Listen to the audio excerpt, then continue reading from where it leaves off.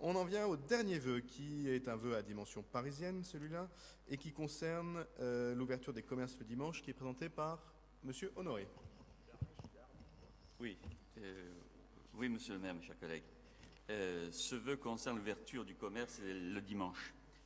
Le Code du travail, depuis la loi du 10 août 2009, permet à la maire de Paris de créer des zones touristiques qui permettent l'ouverture du commerce le dimanche.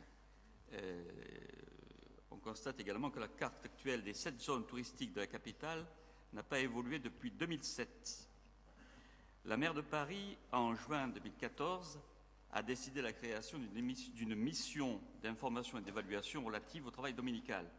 Cette mission a permis un travail de 6 mois où il a été procédé à 132 rencontres de personnes qualifiées et de prendre en compte la position de 80 organismes différents.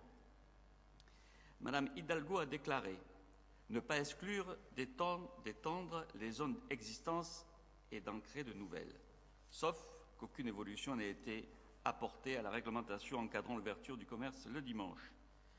De plus, en séance du Conseil de Paris du 9, 10 et 11 février, la maire de Paris s'est opposée à toutes les demandes des élus du groupe UMP, en particulier celle relative à l'extension de la zone touristique à Montmartre.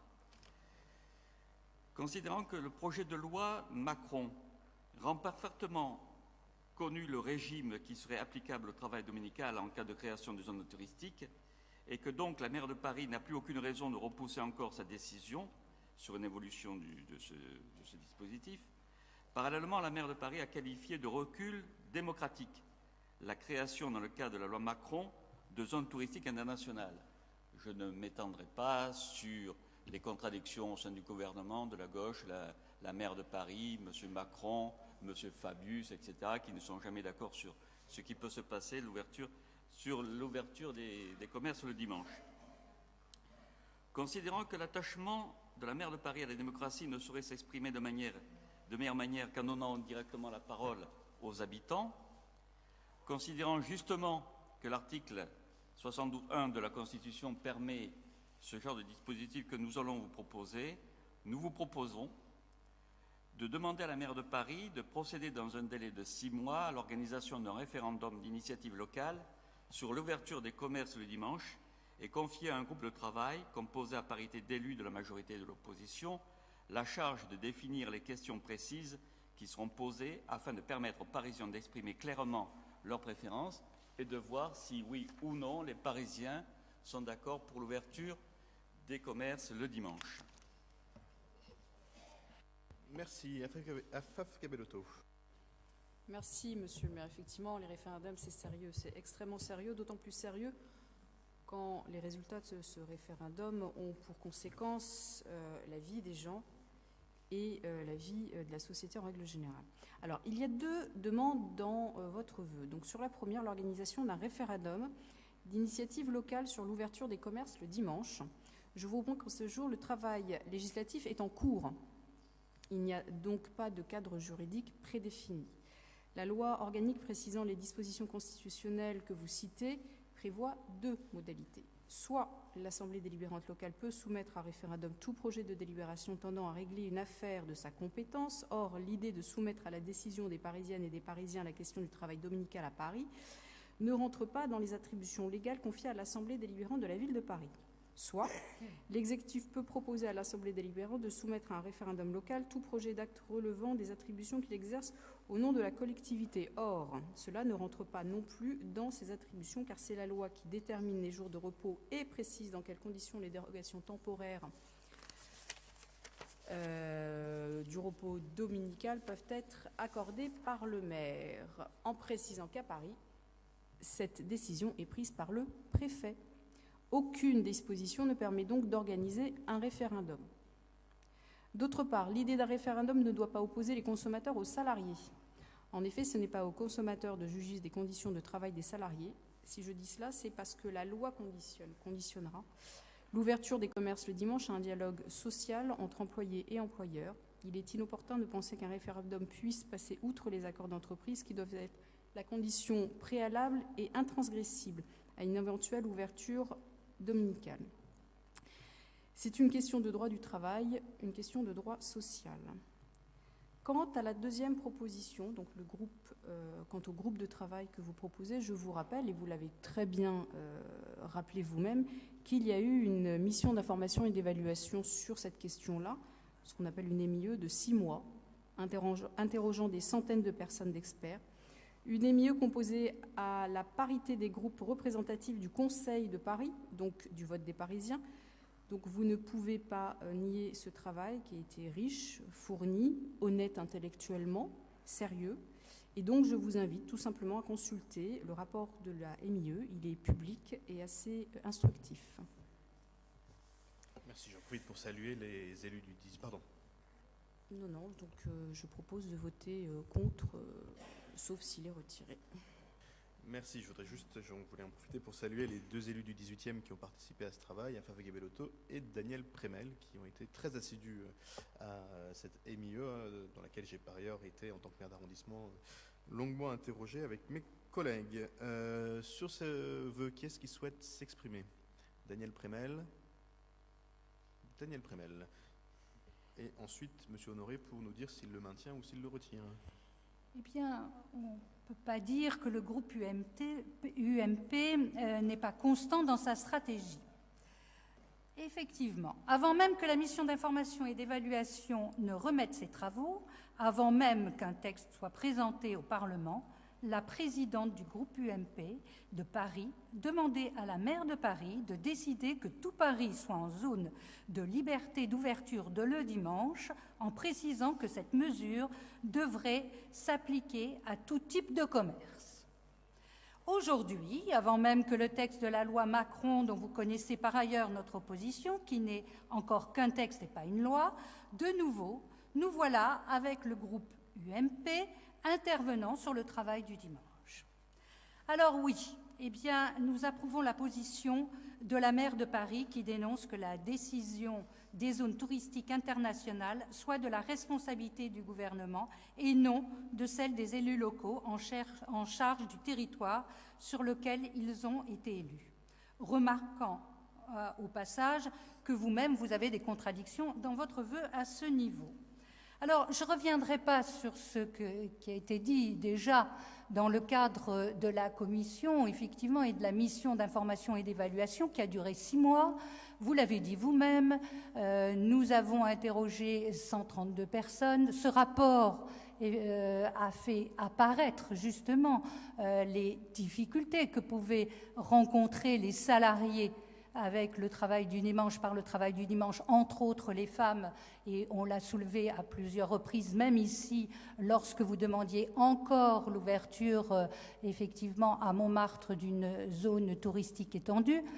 Je ne reviendrai pas là-dessus, mais j'appuierai sur le fait qu'il s'agit bien, à travers le travail du dimanche, de la réglementation du travail.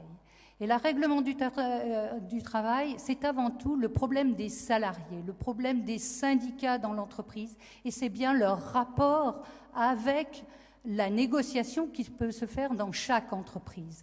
Donc votre vœu, qui me semble plutôt un vœu médiatique qu'un vœu qui va dans le sens d'une démocratie dont on aimerait bien qu'elle s'applique plus, effectivement, je pense que là, vous êtes à l'envers de ce que vous demandez et qu'il est avant tout nécessaire d'écouter la position des salariés, de la laisser faire dans ce cadre de proposition qui est faite sur la loi donc concernant le travail du dimanche. Je dirais aussi que nous avons défendu souvent de quelle société nous voulons. Effectivement, nous voulons une société où chacun est à sa place et que les élus ne parlent pas non plus au nom d'autres personnes. Alors, Monsieur Honoré, retirez-vous ce vœu? Alors, Monsieur le maire, je trouve un peu extraordinaire, curieux, étonnant, que l'on vous parle de démocratie, de référendum, et il s'agit de ce sujet, vous êtes contre, mais lorsque, par exemple, il s'est agi de consulter les habitants sur le vote des étrangers, vous l'avez organisé d'une manière très militante et avec beaucoup d'enthousiasme. Lorsqu'il s'agit du budget participatif, vous faites en sorte, vous en parlez partout, vous êtes même arrivé à parler du budget participatif au Moulin Rouge, alors que personne ne vous demandait rien. Et là, on vous dit, le débat, c'est le travail de dimanche, on vous demande de faire participer, d'interroger les gens pour savoir s'ils sont pour ou contre. On ne vous dit pas les résultats de ce référendum. On vous dit on va consulter. D'autre part, j'attire votre attention tout de même sur la position du gouvernement, sur le fait que Monsieur le Premier ministre Valls a bien dit qu'il ne comprendrait pas que des élus de sa formation l'empêchent de faire les réformes qu'il attend. J'ai entendu M. Fabius, ministre des Affaires étrangères et du Tourisme, parler de la nécessité d'ouvrir les commerces le dimanche. Je suis étonné que vous balayez d'un revers de la main ce qui est, après tout, demander aux gens intéressés leur avis. Et il semblerait que pour vous, interroger les gens sur quelque chose qui vous déplaît, ça, vous ne pouvez pas l'accepter. En revanche, lorsqu'il s'agit de faire de la politique politicienne, ça, vous êtes capable de l'organiser. Là, le budget participatif, on y va. Et lorsqu'il s'est agi, et vous aviez raison, de faire un référendum sur le vœu des étrangers, pourquoi pas? On a vu le résultat, oui, non. C'est ça le référendum, c'est ça la démocratie. On pose une question, c'est oui, c'est non. Et là, vous ne voulez même pas poser les questions. Et Mme Prémel nous dit, on ne veut pas poser la question parce que ça va à l'encontre de nos convictions. Mais pourquoi? Lorsqu'on pose une question à toute la population, c'est ça la démocratie, c'est ça un référendum. Enfin, je ne comprends pas. Donc vous maintenez votre vœu. Mais on maintient. Je vais donc inviter les uns et les autres à voter contre. Mais je voudrais juste donner quelques éléments pour peut-être redire les choses de façon un peu plus précise. Et je crois d'ailleurs que Afaf Gebelotto a été relativement clair sur cette question. La loi Macron, si elle aboutit au bout du bout, elle prévoit une chose importante. Ça s'appelle la négociation sociale. Et pourquoi est-ce que je suis très favorable au budget participatif et que j'invite tout le monde à voter, y compris les personnes âgées, parce que je considère qu'effectivement elles sont des citoyennes et des citoyens.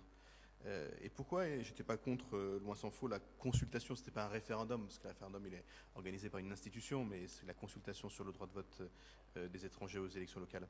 Parce que ça concerne directement les personnes qui votent. Or, voter, faire un référendum sur l'ouverture des commerces le dimanche, ça concerne sans doute un peu les clients, ça concerne beaucoup la relation entre le salarié et son employeur.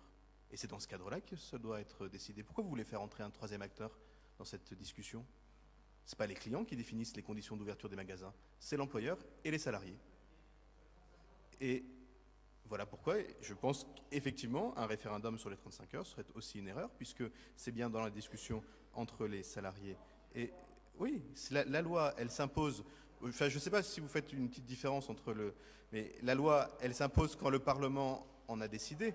En l'occurrence, la loi, décidée par le Parlement, si elle va au bout, M. Bournazel, ne soyez pas caricatural. Parce que l'intervention de Christian Honoré a bien défini l'objet de ce vœu. C'est un objet, vous parlez beaucoup de politique politicienne, moi je ne sais pas ce que ça veut dire, mais j'imagine que ça s'adresse d'abord au vœu que vous venez de présenter.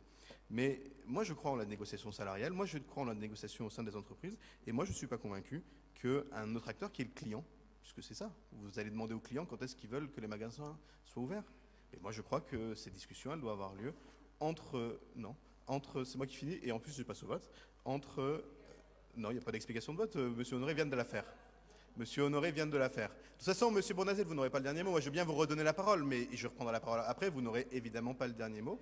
Mais de toute façon, je crois que votre vœu donc, de politique politicienne, puisque c'est ce dont il s'agit, oublie une seule chose, c'est la négociation et le dialogue social. Et ça, la loi Macron, elle, ne l'oublie pas. Alors, comme il est relativement tôt, je veux bien vous redonner pour quelques instants la parole, mais je vous le redis, vous n'aurez pas le dernier mot. Vous aurez le dernier mot si vous voulez, c'est pas le sujet. Tout à l'heure, d'autres groupes ont eu sur leurs propres vœux des explications de vote. Je ne vois pas pourquoi l'opposition n'aurait pas le droit d'avoir les avantages de la majorité. C'est tout. Franchement. Mais ce n'était pas une explication de vote. Allez-y, rapidement. Rapidement, oui. Je suis très libéral, vous savez, voilà. Contrairement à Gérald Briand. D'abord, désolé de vous dire que votre argument qui consiste à dire on ne pose pas une question qui ne concerne pas tout le monde, si ça concerne tout le monde, hein, parce que c'est un choix de société, de vie dans un quartier, et puis vous dites, vous faites confiance à la négociation salariale, à la négociation des partenaires, bien alors à ce moment-là, sur les 35 heures, on pourrait dire la durée hebdomadaire du temps de travail, elle doit être négociée entreprise par entreprise ou branche par branche, sauf que vous croyez que c'est la loi qui doit imposer 35 heures de la même façon à tout le monde. Bien, on ne Donc, fait pas un débat le sur les paralyse- Ça n'a rien à voir avec une explication de vote. Je croyais qu'il ne fallait pas interrompre les... Moi, je fais ce que je veux, c'est moi le maire. Vous êtes dictateur Bah et puis oui. nous, on est Dictateur, au garde à vous. Au garde à vous. Bien, vous avez fini d'expliquer votre vote ou... Je peux faire alors, l'explication mais de vote. rapidement. Il y a juste un élément que vous avez oublié, c'est que toutes les études démontrent que les touristes qui viennent à Paris, qui ne consomment pas le dimanche, ne reportent pas leur consommation, que c'est donc de la croissance et de l'emploi en moins pour nos quartiers, pour Paris, et de l'attractivité en moins. C'est un vrai problème, et vous voulez décider de manière dogmatique d'empêcher des gens de travailler le dimanche alors que c'est sur la base du volontariat. Vous êtes contre la position du gouvernement que vous êtes censé soutenir de M. Valls et de M. Macron. On n'y comprend plus rien.